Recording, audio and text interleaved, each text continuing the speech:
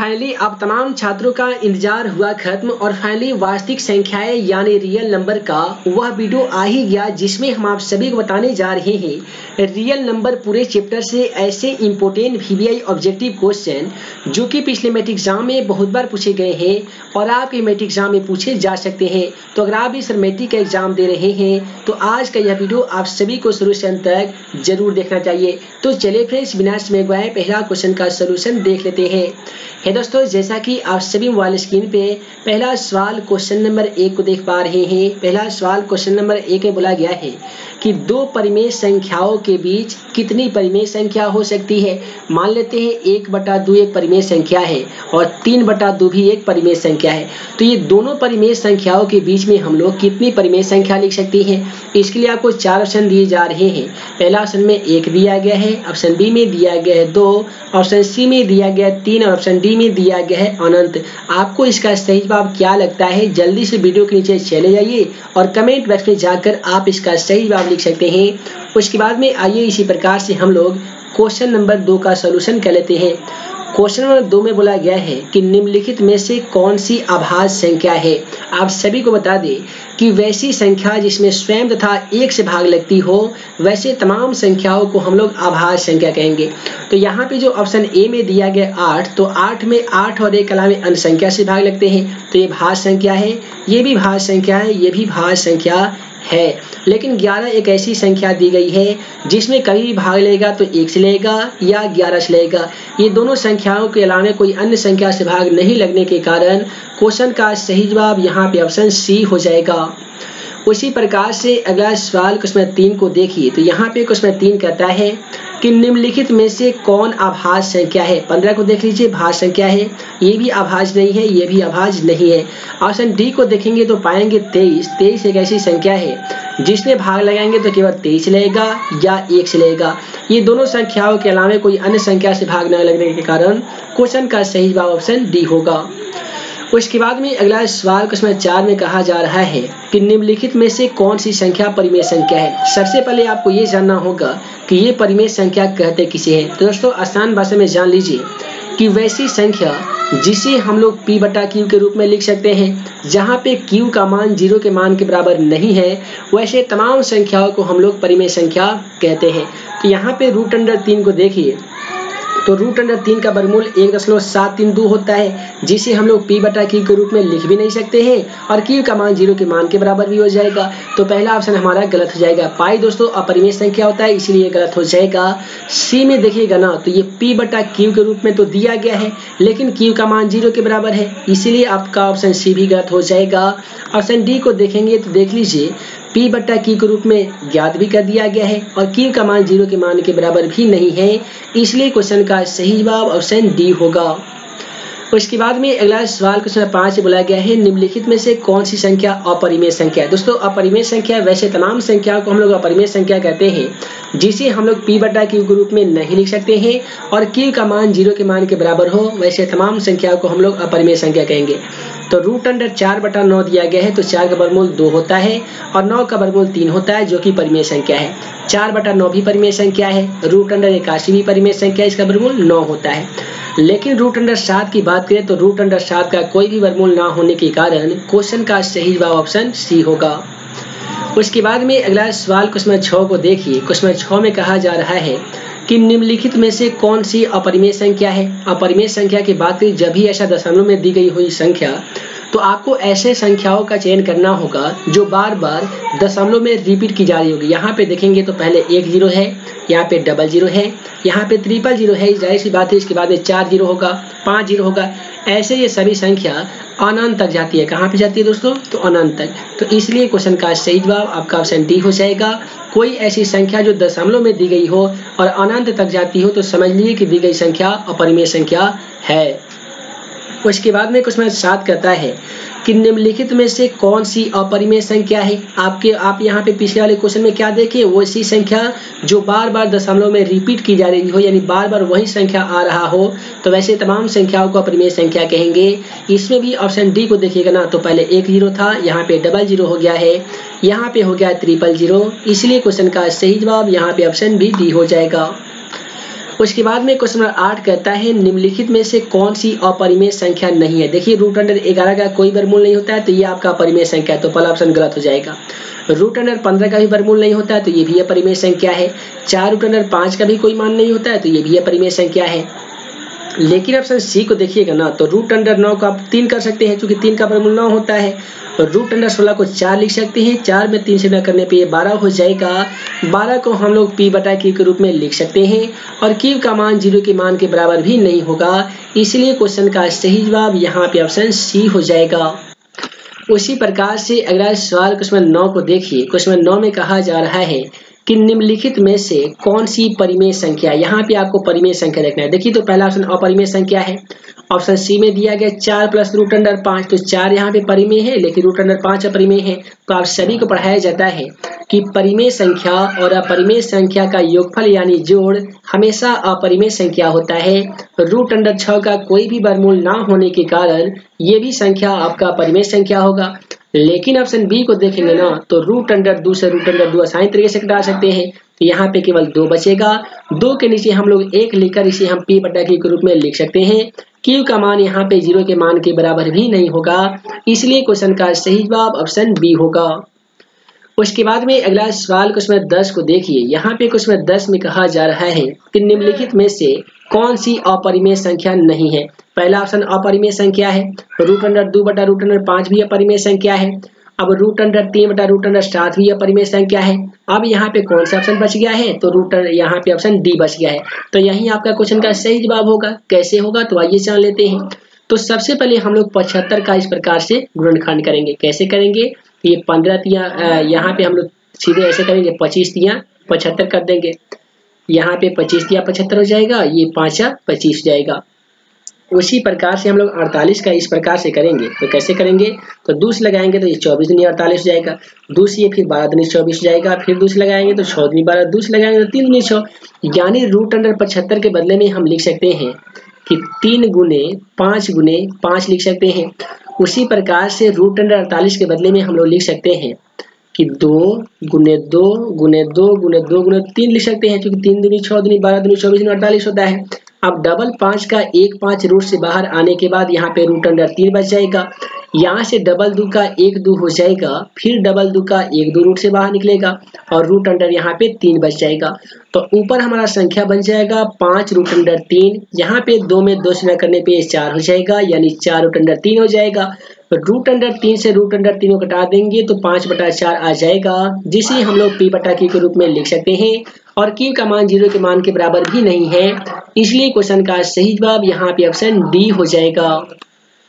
उसके बाद में अगला सवाल क्वेश्चन 11 को देखिए। यहाँ पे दोस्तों क्वेश्चन 11 कहता है कि निम्नलिखित में से कौन सी परिमेय संख्या है। तो यहाँ पे पहला ऑप्शन से चलेंगे तो रूट अंडर 49 के वर्गमूल 7 होता है, 64 के वर्गमूल 8 होता है, जो कि एक परिमेय संख्या है। तो ऑप्शन बी और सी तथा डी को हमें सॉल्व ही करने की कोई जरूरत नहीं है, क्योंकि हमारा पहला ऑप्शन में ही आंसर मिल गया है। उसके बाद में अगला सवाल क्वेश्चन 12 को देखिए। क्वेश्चन 12 में बोला जा रहा है कि संख्या यहाँ पे दिया है 0.31856, फिर दिया गया 31854, फिर दिया गया 31854। यहाँ पे एक ऐसी संख्या है 31854 जो बार बार इस दशमलव संख्या में आ रही है। तो पिछले वाले क्वेश्चन में हम आप सभी को बता दिए हैं, कोई ऐसी संख्या जो बार बार रिपीट की जा रही हो, वैसे तमाम संख्याओं को हम लोग अपरिमेय संख्या कहेंगे, इसलिए क्वेश्चन का सही जवाब यहाँ पे ऑप्शन डी होगा। उसके बाद में अगला सवाल क्वेश्चन 13 कहता है कि निम्नलिखित में से कौन सी संख्या परिमेय संख्या है। पहला ऑप्शन से चलेंगे तो यहाँ अपरिमेय संख्या यहाँ पे हमको चाहिए। तो 36 के वर्गमूल 6 होता है, 64 के वर्गमूल 8 होता है, जो कि परिमेय संख्या है। हमें तो चाहिए अपरिमेय संख्या, तो पहला ऑप्शन गलत हो जाएगा। ऑप्शन बी से चलते हैं तो a का वर्गमूल 1 होता है, 81 का वर्गमूल 9 होता है, ये भी आपका परिमेय संख्या है। ऑप्शन सी को देखिएगा ना तो रूट अंडर 3 का भी वर्गमूल नहीं होता है, रूट अंडर 5 का भी वर्गमूल नहीं होता है, इसलिए क्वेश्चन का सही जवाब यहाँ पे ऑप्शन सी होगा, रूट अंडर 3 बटा रूट अंडर 5। उसके बाद में इसी प्रकार से अगला सवाल क्वेश्चन 14 को देखिए। कहा जा रहा है कि निम्नलिखित में से कौन सी अपरिमेय संख्या है। पहला ऑप्शन में दिया गया है रूट अंडर 9, रूट अंडर 9 का वर्गमूल 3 होता है, जो कि परिमेय संख्या है, तो ये ऑप्शन गलत हो जाएगा। ऑप्शन बी को देखेंगे ना तो रूट अंडर 20 दिया गया है, इसे हम लोग ऐसे करेंगे 2 दूनी 4 5 20 करेंगे तो डबल 2 का 1 2 रूट से बाहर निकलेगा तो रूट अंडर 5 बचेगा। आप सभी को बताया जाता है कि परिमेय संख्या और अपरिमेय संख्या का गुणनफल हमेशा अपरिमेय संख्या होता है, इसलिए ऑप्शन बी एक अपरिमेय संख्या है। सी में 25 दिया गया था, इसका वर्गमूल 5 होता है। डी में दिया गया था वो रूट अंडर 49, इसका वर्गमूल 7 होता है। तो ये तमाम संख्या परिमेय संख्या था, लेकिन हमें चाहिए अपरिमेय संख्या, तो ऑप्शन डी में रूट अंडर 20 जो दिया गया है ये अपरिमेय संख्या है। अगला सवाल क्वेश्चन 15 को देखिए कि निम्नलिखित में से कौन सी परिमेय संख्या है। तो देखिए यहाँ पे रूट अंडर 3 अपरिमेय संख्या है, ये भी अपरिमेय संख्या है, ये भी अपरिमेय संख्या है। लेकिन डी में देखेंगे तो रूट अंडर 2 से रूट अंडर 2 को आसानी तरीके से घटा सकते हैं। यहाँ पे जो संख्या की प्राप्ति होगी वो 2 होगी। 2 को हम लोग p बटा q के रूप में लिख भी सकते हैं और q का मान यहाँ पे 0 के मान के बराबर भी नहीं होगा, इसलिए क्वेश्चन का सही जवाब ऑप्शन डी होगा। उसके बाद में अगला सवाल क्वेश्चन 16 में बोला जा रहा है कि निम्नलिखित में से कौन सी संख्या परिमेय संख्या है। पहला ऑप्शन में अपरिमेय संख्या है, बी में भी अपरिमेय संख्या है, सी में भी अपरिमेय संख्या है। डी में देखिएगा ना तो रूट अंडर 25 का वर्गमूल 5 होता है, 49 का वर्गमूल 7 होता है, जो कि एक परिमेय संख्या है। उसी प्रकार से आइए हम आप सभी को अगला सवाल बता देते हैं। उसके बाद में अगला सवाल क्वेश्चन 17 को देखिए। यहाँ पे दोस्तों क्वेश्चन 17 में बोला जा रहा है कि निम्नलिखित में से कौन सी अपरिमेय संख्या है। तो देखिए रूट अंडर 64 का वर्गमूल यहाँ पे 8 हो जाएगा, 36 का 6 हो जाएगा, जो कि परिमेय संख्या, तो पहला ऑप्शन भी गलत हो जाएगा। बी में देखेंगे तो रूट अंडर 81 का वर्गमूल 9 होता है, तो ये भी आपका परिमेय संख्या है, तो ये भी गलत हो जाएगा। हमें तो चाहिए परिमेय संख्या।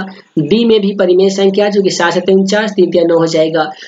यहाँ पे सी में देखेंगे ना तो दिया गया रूट अंडर 2.5, इसका कोई भी वर्गमूल ना होने के कारण क्वेश्चन का सही जवाब ऑप्शन सी हो जाएगा, रूट अंडर 2.5। अगला सवाल यहाँ पे 18 को देखिए कि निम्नलिखित में से कौन सी परिमेय संख्या है। दोस्तों पाई एक अपरिमेय संख्या होता है, इसके साथ पाई बटा 2 भी अपरिमेय संख्या होता है, पाई बटा 4 3 भी अपरिमेय संख्या होता है। डी में तो ऑलरेडी अपरिमेय संख्या ही दिया गया है, लेकिन हमें चाहिए परिमेय संख्या, तो ऑप्शन सी को देखिए 16 का वर्गमूल 4 होता है, 25 का वर्गमूल 5 होता है, जो कि एक परिमेय संख्या होता है, इसलिए क्वेश्चन का सही जवाब यहाँ पे ऑप्शन सी हो जाएगा। उसके बाद में अगला सवाल यहाँ पे 19 से बोला जा रहा है कि निम्नलिखित में से कौन परिमेय संख्या है। तो यहाँ पे देखिए पहला संख्या परिमेय है, दूसरा अपरिमेय है, तो हम ऐसे ही इसे याद करते हैं कि हम जानते हैं कि परिमेय संख्या और अपरिमेय संख्या अंतर यानी घटाव हमेशा अपरिमेय संख्या होता है, तो ये आपका अपरिमेय हो गया। रूट अंडर 5 का वर्गमूल ना होने के कारण अपरिमेय हो गया, रूट अंडर 6 भी अपरिमेय हो गया। अब रूट अंडर 3 से रूट अंडर 3 को घटा दीजिएगा तो केवल 2 बचेगा, जो कि परिमेय संख्या होगा, तो क्वेश्चन का सही जवाब ऑप्शन सी होगा।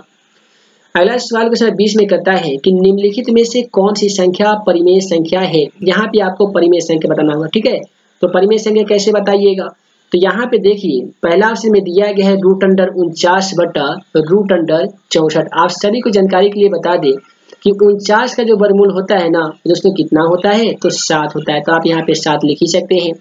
64 का वर्गमूल कितना होता है, तो 8 होता है, तो आप आसानी तरीके से 8 लिख सकते हैं। तो ये आपका जो संख्या बनेगा ना तो ये परिमेय संख्या बन जाएगा, तो यही आपका हो जाएगा क्वेश्चन का सही जवाब। उसके बाद में अगला सवाल क्वेश्चन 21 में कहा जा रहा है कि किसी संख्या रेखा पर स्थित प्रत्येक बिंदु निरूपित करता है। तो किसी भी संख्या रेखा पर स्थित प्रत्येक बिंदु जो निरूपित करता है ना तो एक अद्वितीय वास्तविक संख्या को निरूपित करता है। क्वेश्चन का सही जवाब ऑप्शन ए हो जाएगा। उसके बाद में अगला सवाल में हमसे पूछा जा रहा है कि 6/15 का दशमलव प्रसार ज्ञात कीजिए। हम कैसे ज्ञात करते हैं, तो 6 को सेम टू सेम लिख देते हैं, 15 को खंड करते हैं, 3 × 5 = 15। अब ये हो जाएगा 3 दूनी 6, तो ये हो जाएगा दोस्तों 2/5। एक चीज याद रखिएगा, यहाँ पे 2 जो है ना ये आपका अंश है, 5 जो है वो आपका हर है। तो कोई भी संख्या का अगर हर का गुणनखंड कर रहे हैं तो 2n × 5n यदि आ रहा है तो समझ लीजिए दशमलव प्रसार आपका शांत है, नहीं तो क्या हो जाएगा दोस्तों, तो नहीं तो ये अशांत हो जाएगा। यहाँ पे आप देखेंगे ना तो हर का गुणनखंड में केवल 5 आया है, 5 के अलावा कोई अन्य संख्या आता तो हम अशांत कहते हैं, केवल 5 आएगा तो शांत हो जाएगा, केवल 2 भी आएगा तो शांत हो जाएगा, दोनों संख्या रहेगा तो भी शांत, और ये दोनों रहे या ना रहे कोई अन्य संख्या भी रह जाएगा ना तो अशांत हो जाएगा। तो फाइनली यहाँ पे केवल 5 अंकों की प्राप्ति हुई है, तो इसलिए हम कह सकते हैं कि इसका दशमलव प्रसार क्या होगा दोस्तों, तो शांत हो जाएगा, यानी इसका ऑप्शन ए इस क्वेश्चन का सही जवाब होगा। अगला सवाल 23 में कह रहा है कि निम्नलिखित में से किसका अशांत दशमलव विस्तार है। यहाँ पे अशांत दशमलव प्रसार खोजना है। तो देखिए 8 जो अगर कोई भी दशमलव में कोई भी ऐसा संख्या बट्टा में दिया गया हो जिसके नीचे 8 लगा हो तो समझ लीजिए कि ये शांत होगा। हमें तो चाहिए अशांत, तो ये आपका गलत हो जाएगा। 2000 लगा हुआ है तो जाहिर सी बात है गुणनखंड करेंगे तो 2 आएगा और 5 आएगा, तो ये भी आपका शांत हो जाएगा, तो ये भी गलत हो जाएगा।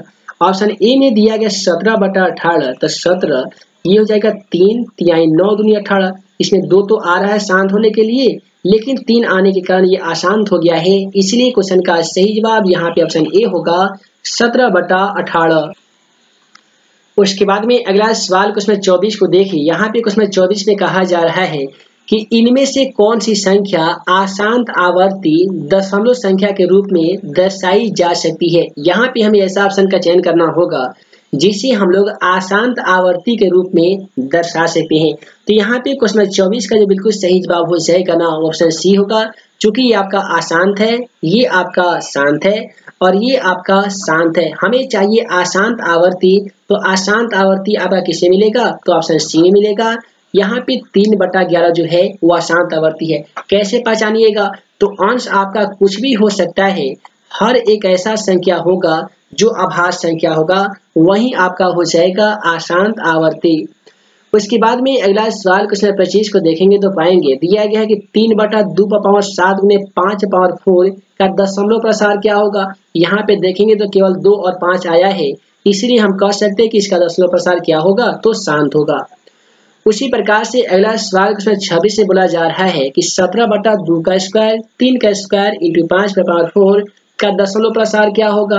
यहाँ पे 2 और 5 आया है जिसके कारण शांत होना चाहिए, लेकिन अन्य संख्या 1 3 आने के कारण इसका दशमलव प्रसार शांत ना होकर क्या हो जाएगा, तो अशांत हो जाएगा। तो यहाँ पे क्वेश्चन 26 का बिल्कुल सही जवाब क्या होगा, आप जल्दी से कमेंट के माध्यम से भी बता सकते हैं या जान भी लीजिए, इसका दशमलव प्रसार अशांत आवर्ती हो जाएगा। उसके बाद में अगला सवाल यहाँ पे क्वेश्चन 27 में कहा जा रहा है कि 17/24 का दशमलव प्रसार क्या होगा। 17 को सेम टू सेम उतार दीजिए, 24 में गुणनखंड कर सकते हैं, 3 दूनी 6 और 6 दूनी 12, 12 दूनी 24 कर सकते हैं, यानी 17/2 यहाँ पे कितनी बार आया है, तो 3 बार। तो 2 का पावन हम लोग 3 कर सकते हैं, गुणा 3 कर सकते हैं। तो 2 यहाँ पे आया है, तो इसके अलावा ये शांत हो सकता था, लेकिन 3 आने के कारण ये अशांत होगा। क्वेश्चन का सही जवाब यहाँ पे ऑप्शन बी होगा। अगला सवाल क्वेश्चन 28 में कहा जा रहा है कि 11/25 का दशमलव प्रसार क्या होगा। 11/25 का दशमलव प्रसार ज्ञात करने के लिए आपको 11 में 25 से भाग लगा देना होगा। तो जैसे 11 में 25 से भाग लगा दीजिएगा तो क्या आएगा, तो ये आपका आ जाएगा 0.44। तो 0.44 आपका ऑप्शन सी में देने के कारण क्वेश्चन का सही जवाब ऑप्शन सी होगा। कैसे हम लोग याद किए हैं, तो फाइनली 11 में 25 से भाग लगा दिए हैं, 0.44 आ गया है, यही आपका क्वेश्चन का सही जवाब हो जाएगा। अगला सवाल बोला गया है कि 11/15 का दशमलव प्रसार क्या होगा। 15 गुणनखंड करते हैं तो 3 × 5 = 15 होता है, यहाँ पे 5 मिलने के कारण क्वेश्चन का सही जवाब अशांत होगा। उसी प्रकार से अगला सवाल क्वेश्चन 30 में कहा जा रहा है कि परिमेय संख्या 2 का क्यूब बटा 2 का क्यूब गुने 5 का स्क्वायर का दशमलव प्रसार क्या होगा। यहाँ पे 2 है और 5 है, इसी के कारण क्वेश्चन का सही जवाब ऑप्शन ए हो जाएगा, यानी इसका दशमलव प्रसार क्या होगा दोस्तों, तो ये शांत हो जाएगा। इसी प्रकार से हम लोग अगला क्वेश्चन का सोल्यूशन देख लेते हैं। उसके बाद में अगला सवाल में यहाँ पे पूछा जा रहा है कि √2 कौन सी संख्या है। दोस्तों कोई ऐसी संख्या जो रूट में हो, उसका वर्गमूल नहीं होता हो, जैसे √2 हो गया, √3 हो गया, √5 हो गया, √7 हो गया, तो ऐसे तमाम संख्याओं को हम लोग अपरिमेय संख्या कहेंगे। तो √2 यहाँ पे अपरिमेय हो जाएगा। फिर पूछा गया √3 क्या है, तो ये भी आपका अपरिमेय हो जाएगा। √4 क्या है, तो √4 को हम लोग ऐसे सॉल्व करते हैं, 2 दूनी 4, डबल 2 का 1 2 रूट से बाहर निकल जाता है जो कि परिमेय संख्या बन जाता है, इसलिए क्वेश्चन 33 का सही जवाब ऑप्शन ए होगा। उसके बाद में अगला सवाल क्वेश्चन 34 को देखिए। तो क्वेश्चन 34 में बोला गया है कि √5 कौन सी संख्या। देखिए √5 का कोई वर्गमूल ना होने के कारण क्वेश्चन का सही जवाब हम ऑप्शन बी मारेंगे, यानी अपरिमेय संख्या है। √8 को देखिएगा तो गुणनखंड कैसे कीजिएगा, तो 2 दूनी 4 दूनी 8 हो जाएगा, डबल 2 का 1 2 रूट से बाहर निकल जाएगा और 1 2 आपका रूट में ही बच जाएगा, जो कि आपका अपरिमेय संख्या हो जाएगा, यानी क्वेश्चन का सही जवाब ऑप्शन सी होगा। उसके बाद में अगला सवाल क्वेश्चन 36 से बोला जा रहा है कि पाई का जो मान होता है ना वो कितना होता है, तो 22/7 होता है। तो बोला गया है पाई का मान यानी 22/7 कौन सी संख्या है। तो जब पाई का मान 22/7 दे दे तो हम कहेंगे कि ये परिमेय संख्या है, लेकिन एग्जाम के पेपर में पाई बोल दे कि पाई कौन सी संख्या है तो हम बोलेंगे कि यह परिमेय संख्या है, यानी पाई का मान परिमेय संख्या होता है और पाई जो होता है वो अपरिमेय संख्या होता है। अगला सवाल रूट 37 को देखिए, बोला जा रहा है कि रूट अंडर 15/3 कौन सी संख्या है। तो यदि हम रूट अंडर 15/3 को 5 या 15 कटा भी देते तो रूट अंडर 5 की प्राप्ति होती। तो रूट अंडर 5 का कोई वर्गमूल होता भी नहीं है, तो इसलिए क्वेश्चन का सही जवाब हमारा अपरिमेय संख्या हो जाएगा। उसके बाद में अगला सवाल क्वेश्चन 38 को देखिए, बोला जा रहा है कि रूट अंडर 3 और बट्टा में दिया गया रूट अंडर 12 कौन सी संख्या है। तो रूट अंडर 12 का सबसे पहले हम लोग गुणनखंड करेंगे, तो 2 दूनी 4 या 12 हो जाएगा, यानी रूट अंडर 3 को सेम टू सेम लिख दीजिए। डबल 2 का 1 2 रूट से बाहर आ जाएगा और केवल रूट में 3 बच जाएगा। रूट 3 से रूट 3 को हम लोग एक मरते में कटा सकते हैं, यानी हमें जो संख्या की प्राप्ति होगी ना वो 1/3 होगी और 1/3 कौन सी संख्या, सॉरी 1/2 हो जाएगी। 1/2 कौन सी संख्या है, तो ये परिमेय संख्या है। क्वेश्चन का सही जवाब ऑप्शन ए होगा। अगला सवाल क्वेश्चन 39 से बोला जा रहा है कि 4 रूट अंडर 2 1 है। तो देखिए यहाँ पे आप सभी को पढ़ाया जाता है कि कोई भी परिमेय संख्या हो और अपरिमेय संख्या हो, इसके बीच में गुणनफल का सिंबल लगा दिया हो तो समझ लीजिए कि प्राप्त संख्या आपका अपरिमेय संख्या है। तो इसलिए क्वेश्चन का सही जवाब ऑप्शन सी हो जाएगा। अगला सवाल जो क्वेश्चन 40 से बोला गया है काफी सिंपल सवाल है, उम्मीद है आप तो इसका सलूशन जरूर जानते होंगे। कोई ऐसी संख्या जो दशमलव में हो और कुछ हद के बाद समाप्त हो गई हो, ऐसे तमाम संख्याओं को हम लोग परिमेय संख्या कहते हैं। तो क्वेश्चन 40 का भी सही जवाब ऑप्शन ए। अगला सवाल यहाँ पे क्वेश्चन 41 को देखिए दोस्तों, यहाँ पे क्वेश्चन 41 से बोला गया है कि पाई कौन सी संख्या है। दोस्तों याद रखिएगा पाई हमेशा अपरिमेय संख्या होता है, पाई/2 भी अपरिमेय संख्या होता है। इसके साथ साथ पाई/3 या पाई/4 भी अपरिमेय संख्या होता है, यानी क्वेश्चन 41 का सही जवाब ऑप्शन सी होगा, अपरिमेय संख्या। उसके बाद में अगला सवाल क्वेश्चन 42 से बोला गया है कि पाई/2 कौन सी संख्या है। तो यहीं पे हम आप सभी को बता दिए हैं कि पाई/2 हो, पाई/3 हो, पाई/4 हो, ये तमाम संख्या अपरिमेय संख्या कहलाती है, इसलिए क्वेश्चन का सही जवाब ऑप्शन बी हो जाएगा। उसके बाद में अगला सवाल क्वेश्चन 43 को देखेंगे तो आप पाएंगे कि बोला गया है एक परिमेय संख्या और एक अपरिमेय संख्या का योग क्या होता है। सवाल में आपसे बोला गया एक परिमेय संख्या, मान लेते हैं कि 2 एक परिमेय संख्या है। फिर आगे बढ़ेंगे तो बोला गया कि एक अपरिमेय संख्या, तो मान लेते हैं रूट अंडर 3 एक अपरिमेय संख्या है। का योग क्या होता है, योग के मतलब जोड़ क्या होता है। तो 2 + रूट अंडर 3 को हम जोड़ेंगे ना तो ये 2 + रूट अंडर 3 को जेव का तेव होगा। तो आज सभी को हमेशा बताया जाता है कि परिमेय संख्या और अपरिमेय संख्या का योग यानी जोड़ हमेशा अपरिमेय संख्या होता है, इसलिए क्वेश्चन का सही जवाब यहाँ पे ऑप्शन सी होगा। अगला सवाल क्वेश्चन 44 में बोला गया है कि एक परिमेय संख्या मान लेते हैं 3 है और एक अपरिमेय संख्या यानी रूट अंडर 2 है, का अंतर क्या होता है। अंतर का मतलब घटाव होता है। तो दोस्तों याद रखिएगा कि एक परिमेय संख्या एक अपरिमेय संख्या का अंतर यानी घटाव हमेशा अपरिमेय संख्या होता है, इसलिए क्वेश्चन का सही जवाब ऑप्शन बी होगा। उसके बाद में अगला सवाल क्वेश्चन 45 में है कि एक परिमेय संख्या एक अपरिमेय संख्या का गुणनफल क्या होता है। परिमेय संख्या 2 है, अपरिमेय संख्या 3 है, दोनों में गुना कर भी देंगे तो 2 रूट अंडर 3 का 2 रूट अंडर 3 ही होगा, जो कि अपरिमेय संख्या होगा। अगला सवाल क्वेश्चन 46 को देखेंगे तो आप पाएंगे क्वेश्चन 46 कहता है कि एक शून्योत्तर परिमेय संख्या और एक अपरिमेय संख्या का गुणनफल क्या होता है। तो याद रखिएगा एक शून्योत्तर परिमेय संख्या और एक अपरिमेय संख्या का गुणनफल यानी गुना हमेशा अपरिमेय संख्या होता है, इसलिए क्वेश्चन का सही जवाब यहाँ पे ऑप्शन बी होगा। उसके बाद में क्वेश्चन 47 कहता है कि एक शून्योत्तर परिमेय संख्या और एक अपरिमेय संख्या का भागफल क्या होता है। यानी एक शून्योत्तर परिमेय संख्या में एक अपरिमेय संख्या से यदि हम भाग लगा देंगे तो प्राप्त संख्या कौन सी संख्या बनेगी। तो क्वेश्चन नंबर 47 का भी सही जवाब ऑप्शन बी हो जाएगा, यानी ये परिमेय संख्या हो जाएगी। बाद में अगला सवाल क्वेश्चन 48 से बोला गया है कि क्या एक परिमेय संख्या और अपरिमेय संख्या का गुणनफल अपरिमेय संख्या हो सकता है। तो बिल्कुल हो सकता है, यानी परिमेय संख्या और अपरिमेय संख्या का गुणनफल यानी गुना हमेशा क्या हो सकता है, तो अपरिमेय संख्या हो सकता है ना। तो हाँ, तो इसलिए क्वेश्चन का सही जवाब ऑप्शन ए होगा। अगला सवाल ये बोला गया है कि 3 माइनस रूट अंडर 3 कौन सी संख्या है। तो देखिए 3 परिमेय संख्या है, तो रूट अंडर 3 अपरिमेय संख्या है, तो दोनों का अंतर पूछा गया है यानी घटाव पूछा गया है। तो हम आप सभी को बताए हैं पिछले वाले क्वेश्चन में कि एक परिमेय संख्या एक अपरिमेय संख्या का गुणनफल हमेशा अपरिमेय संख्या होता है, इसलिए क्वेश्चन का सही जवाब ऑप्शन सी होगा। अगला सवाल क्वेश्चन 50 से बोला गया है कि 3 प्लस 2 रूट अंडर 5 कौन सी संख्या है। तो 2 रूट अंडर 5 एक अपरिमेय संख्या है, 3 एक परिमेय संख्या है, तो दोनों का योगफल पूछ लिया है यानी प्लस से पूछा गया है, तो ये भी प्राप्त संख्या अपरिमेय संख्या होगा, यानी क्वेश्चन का सही जवाब ऑप्शन ए हो जाएगा। उसी प्रकार से अगला सवाल क्वेश्चन 51 को देखेंगे ना, तो क्वेश्चन 51 में दिया गया है कि 3 प्लस रूट अंडर 3 और 3 माइनस रूट अंडर 3 कौन सी संख्या है। तो यहाँ पे देखिए 3 में 3 से गुना कर देंगे तो ये 3 का स्क्वायर कर सकते हैं, प्लस में माइनस से गुना करेंगे तो ये क्या हो जाएगा, तो माइनस हो जाएगा। तो रूट अंडर 3 में रूट अंडर 3 से गुना करेंगे तो हम रूट अंडर 3 का स्क्वायर भी कर सकते हैं। अब इससे क्या हो जाएगा कि 3 का स्क्वायर 9 होता है, स्क्वायर से रूट करता है तो यहाँ पे 3 हो जाता है, 9 में से 3 को घटा लीजिए तो 6 हो जाएगा, और 6 कौन सी संख्या है दोस्तों, 6 एक परिमेय संख्या है। क्वेश्चन का सही जवाब ऑप्शन सी हो जाएगा। उसके बाद में अगला सवाल क्वेश्चन 52 को देखिए, तो क्वेश्चन 52 कहता है कि 3.57 पे रेखिन अर्थात बार दे दिया गया है और आपसे पूछा गया है कि प्राप्त संख्या कौन सी संख्या है। तो कोई भी ऐसा संख्या जो दशमलव में दी गई हो और कुछ हद के बाद संख्या समाप्त हो गई हो, उस पर रेखिन या बार दी गई हो, तो ऐसे तमाम संख्या परिमेय संख्या कहलाती है। क्वेश्चन का सही जवाब यहाँ पे ऑप्शन ए हो जाएगा।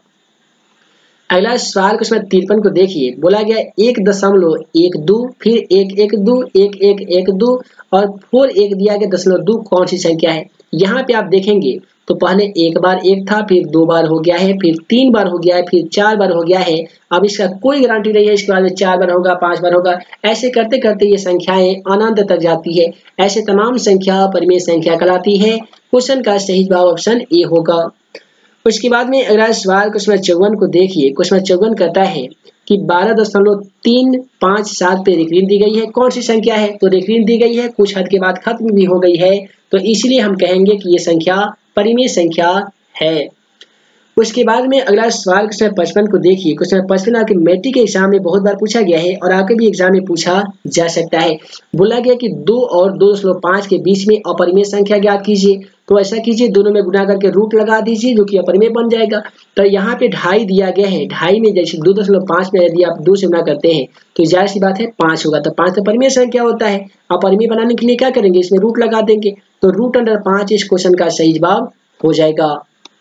अगला सवाल बोला गया है यदि x एक प्रकृत संख्या है तो रूट अंडर x क्या होगा। तो x यदि प्रकृत संख्या है तो रूट अंडर x क्या होगा, तो हमेशा प्रकृत तो होगा नहीं, हमेशा परिमेय होगा नहीं, हमेशा परिमेय ये भी गलत है। हाँ, लेकिन एक बार प्रकृत संख्या या कभी अपरिमेय संख्या भी हो सकता है, यानी क्वेश्चन का सही जवाब आपका डी हो जाएगा, कभी प्रकृत संख्या तो कभी अपरिमेय संख्या हो सकता है।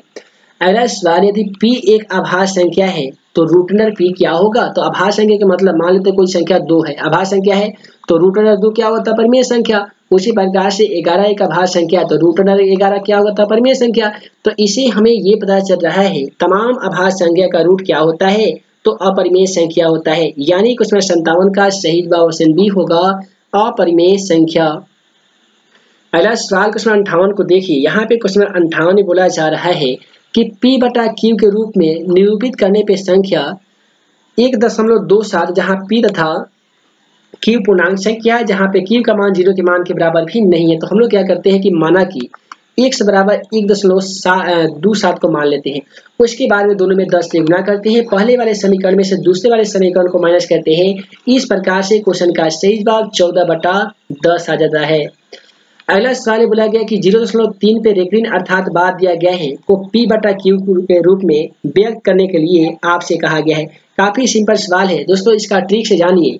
0.3 कोई भी संख्या 0.3 या एक कोई भी ऐसा संख्या हो जिसके ऊपर में दशमलव के बाद में संख्या गिन लीजिए। यदि रेखिन यानी बार दिया गया है तो दशमलव के बाद कितनी संख्या, तो एक संख्या है, तो इसलिए हम लोग क्या करेंगे कि 3 के नीचे हम लोग एक 9 लिख सकते हैं, ठीक है। तो इस प्रकार से क्वेश्चन 59 का जो बिल्कुल सही जवाब आ जाएगा वो 1/3 आ जाएगा, यानी आपका ऑप्शन सी इस क्वेश्चन का राइट आंसर हो जाएगा। उसके बाद में अगला सवाल क्वेश्चन 60 को देखिए, बोला जा रहा है कि संख्या 3.2 पे रेखनी दिया गया है, इसे आपको p बटा q के रूप में व्यक्त करने के लिए कहा गया है। तो इसका आसान सा ट्रिक होता है, जैसे 3 2 दिया गया तो 3 2 को सेम टू सेम लिख दीजिए, दशमलव के बाद में 2 संख्या है तो इसके नीचे 2 9 लगा दीजिए, तो यही आपका क्वेश्चन का सही जवाब आ जाएगा, यानी 32/99 इस क्वेश्चन का बिल्कुल सही जवाब हो जाएगा। अगला सवाल ये बोला गया 23.43 को p बटा q के रूप में व्यक्त कीजिए, तो यहाँ पे क्वेश्चन 61 का भी बिल्कुल सही जवाब क्या होगा, तो ऑप्शन ए हो जाएगा 23/20/99। इसे भी आपको दोनों ओर 100 से गुना करके ज्ञात करना होगा।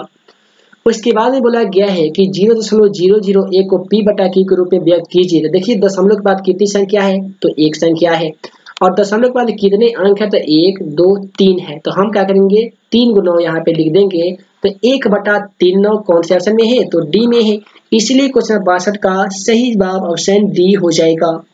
उसके बाद में अगला सवाल क्वेश्चन 63 को देखिए, यहाँ पे दोस्तों क्वेश्चन 63 कहा जा रहा है कि सबसे छोटी परिमेय संख्या जिसमें 1/3 से गुना करने पे इसका दशमलव प्रसार दशमलव के प्रथम स्थान के बाद में शांत हो जाता है, तो वह संख्या कौन सी होगी, तो सबसे छोटी परिमेय संख्या। ठीक है, तो यहाँ पे 3/10 इस क्वेश्चन का सही जवाब होगा, क्योंकि सबसे छोटी परिमेय संख्या में 1/3 से गुना करेंगे तो इसका दशमलव प्रसार प्रथम स्थान के बाद ही शांत आ जा रहा है, इसे हम कह सकते हैं कि संख्या कौन सी होगी, तो 3/10 होगी।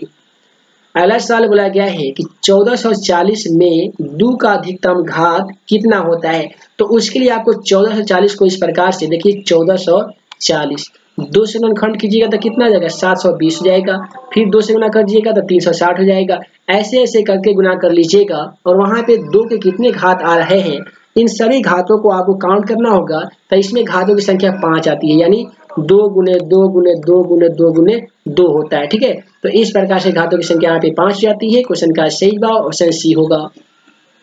अगला सवाल ये बोला गया है कि 625 के अभाज्य गुणनखंड में 5 का कितना घात है, तो 625 का इस प्रकार से गुणनखंड कीजिएगा ना, तो 5 से कीजिएगा तो 125 जाएगा, फिर 5 से कीजिएगा तो ये 25 जाएगा, फिर 5 से कीजिएगा तो ये 5 में कट जाएगा, यानी 5 की संख्या कितनी आ रही है, तो 4 बार आ रही है, अतः हम कह सकते हैं कि 625 में 5 का अधिकतम घात कितना है, तो 5 है। उसके बाद में अगला सवाल क्वेश्चन 66 को देखिए, क्वेश्चन 66 में बोला जा रहा है कि इतनी बड़ी संख्या दी गई है, क्रमागत शून्यों की संख्या क्या हो जाएगी। यहाँ पे शून्यों की संख्या आप सभी से पूछी गई है, तो शून्यों की जो संख्या यहाँ पे हो जाएगी वो 3 हो जाएगी, यानी क्वेश्चन का सही जवाब ऑप्शन ए हो जाएगा 3। उसके बाद में अगला वाले सवाल में पूछा गया है कि भाज बराबर डॉट डॉट गुणे भागफल प्लस शेष पर, यहाँ पे फॉर्मूला पूछा गया है, तो मौसा ज्ञात करने के लिए a बराबर bq प्लस r का जो फॉर्मूला होते हैं ना, उसमें कहा जाता है कि भाज बराबर यहाँ पे होते हैं भाजक गुणे भागफल प्लस शेषफल होते हैं, तो इसलिए क्वेश्चन का सही जवाब क्या होगा, तो भाजक होगा, यानी ऑप्शन ए होगा। अगला सवाल है यूक्लिड विभाजन एल्गोरिथम को डॉट डॉट विधि भी कहते हैं, तो आप सभी को जानकारी के लिए बता दें कि यूक्लिड विभाजन एल्गोरिथम को कलन विधि भी कहते हैं, जिसे मौसा ज्ञात किया जाता है। अगला सवाल है यूक्लिड विभाजन एल्गोरिथम दो धनात्मक पूर्णांकों के बीच में किसे परिकलित करने की तकनीक है, तो यूक्लिड विभाजन एल्गोरिथम का प्रयोग करके हम लोग दो क्रमागत संख्याओं के बीच में मौसा ज्ञात करते हैं, यानी एचसीएफ ज्ञात करते हैं, इसलिए क्वेश्चन का सही जवाब यहाँ पे ऑप्शन बी होगा। अगला सवाल बोला गया कि भाग लेमा a बराबर bq प्लस r में q बराबर 0 कब होगा, जबकि, तो इसके लिए आपको 4 ऑप्शन दिए जा रहे हैं, चारों ऑप्शन में क्वेश्चन का सही जवाब ऑप्शन ए हो जाएगा। भाज बराबर भाज्य गुणे भागफल प्लस शेषफल कब होता है, जब b का मान a का मान से बड़ा होता है, यानी क्वेश्चन का सही जवाब ऑप्शन ए हो जाएगा। उसके बाद में 71 को देखिए कि भाग लेमा में a बराबर bq प्लस r में r बराबर कब 0 होगा, तो r बराबर 0 कब होगा, जब b a को विभाजित करता है, यानी क्वेश्चन का सही जवाब ऑप्शन ए होगा। अगला सवाल क्वेश्चन 72 को देखिए, बोला गया कि 0.23 पे रेखनी दिया गया है, 0.22 पे रेखनी दिया गया है, इन दोनों संख्याओं को जोड़ के आपको आंसर बताना होगा, तो 3 में 2 को जोड़ दीजिएगा तो 3 2 5 हो जाएगा, 2 में 2 को जोड़िएगा तो ये 4 हो जाएगा, दशमलव के बाद में 0 है उसे सेम टू सेम लिखिए, रेखनी को रेखनी दे दीजिए, तो 0.45 पे रेखनी कौन से ऑप्शन में है, तो सी में है, इसलिए क्वेश्चन का सही जवाब सी होगा। अगला सवाल यहाँ पे क्वेश्चन 73 को देखिए, क्वेश्चन 73 में कहा जा रहा है कि ए बी सहअभाज्य कहलाएंगे यदि इनका मौसक, देखिए ए का हम लोग 1 गुणे ए गुणनखंड कर सकते हैं, बी का हम लोग 1 गुणे बी कर सकते हैं, तो वैसी संख्या जो दोनों में कॉमन आती है उसे हम लोग मौसा कहते हैं। तो दोनों में एक कॉमन आने के कारण इसे मौसा कितना हो जाएगा, तो 1 होगा, यानी आपका ऑप्शन 20 क्वेश्चन का सही जवाब होगा। अगला सवाल, 2 या 2 से अधिक अभाज्य संख्याओं का मौसा क्या होता है। मान लेते 3 अभाज्य संख्या, 5 अभाज्य संख्या है। इसका जब भी मौसा ज्ञात कीजिएगा ना, तो प्रत्येक स्थिति में इसका मौसा कितना आता है, तो 1 आता। देख लीजिए 3 एकम 3 हो जाएगा, ये 2 हो जाएगा, फिर 3 हो जाएगा, ये 1 हो जाएगा, और यहाँ पे 2 हो जाएगा, एक मतलब लगाएंगे तो ये 2। इस प्रकार से आपका मौसा 1 आ गया है। ऐसे जितने भी लगातार 2 अभाज्य संख्या लीजिएगा, उसका मौसा ज्ञात कीजिएगा, प्रत्येक स्थिति में क्वेश्चन का सही जवाब 1 आ जाएगा। उसके बाद में क्वेश्चन 75 कहता है कि 2 संख्या 25 और 50 का गुणनफल क्या होगा। तो आपको क्या करना होगा, 25 में 50 से गुना कर देना होगा। तो 25 बचे 125 होते हैं, इसमें एक 0 लगा दीजिए, यानी 1250 इस क्वेश्चन का सही जवाब आ जाएगा। उसके बाद में अगला सवाल क्वेश्चन 76 को देखिए। यहाँ पे क्वेश्चन नंबर 76 भी आपके मैट्रिक एग्जाम के दृष्टिकोण से काफी इंपोर्टेंट है। तो क्वेश्चन 76 में बोला गया है कि संख्या 25 और 50 के एचसीएफ और एलसीएम का गुणनफल क्या होगा। तो इसमें भी आप क्या कीजिएगा, 25 और 50 में गुना कर दीजिएगा। चारों ऑप्शन में से कोई आपका एक आंसर सही आ ही जाएगा। तो आज की इस वीडियो में इतना ही। उम्मीद है आज का यह वीडियो आप सभी को पसंद आया हो। तो वीडियो को लाइक करें, अपने दोस्तों के साथ शेयर करें। ऐसे ही नए नए वीडियो पाने के लिए आप हमारे YouTube channel math and magic tips को सब्सक्राइब करना बिल्कुल ना भूलिएगा। हम जल्द मिलेंगे अगले वीडियो में ऐसे ही बिहार बोर्ड से जुड़ी प्रत्येक चैप्टर के ऑब्जेक्टिव तथा सब्जेक्टिव क्वेश्चन की बेहतरीन सीरीज के साथ। तब तक के लिए वीडियो देखने के लिए बहुत बहुत आप तमाम छात्रों को धन्यवाद।